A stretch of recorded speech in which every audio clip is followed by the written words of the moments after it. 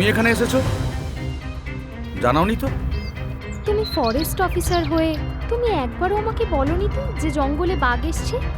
আমার নিউজ চ্যানেলের কত নাম হতো জানো তুমি? তুমি একবারও ভাবোনি না আমার নিউজ চ্যানেলের কথা? দেখো, এখন বাঘ গ্রামে এসেছে, খবরটা কনফার্ম হয়নি। আর এখন যদি আমি নিউজে দিয়ে দিই, লোকে প্যানিক করবে। ওটা আমাদের পক্ষে সেভ নয়। And don't teach me my job. By the way, smoking is injurious to health. See you at night.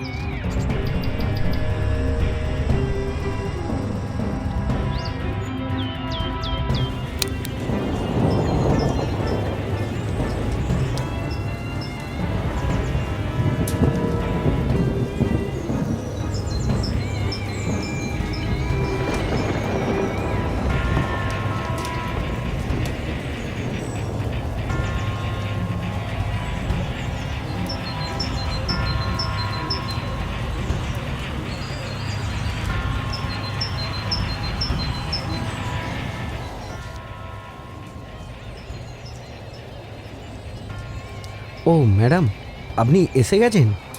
ও, মাফ করবেন, একটু দেরি হয়ে গেল। কি দরকার আছে তাড়াতাড়ি বলো।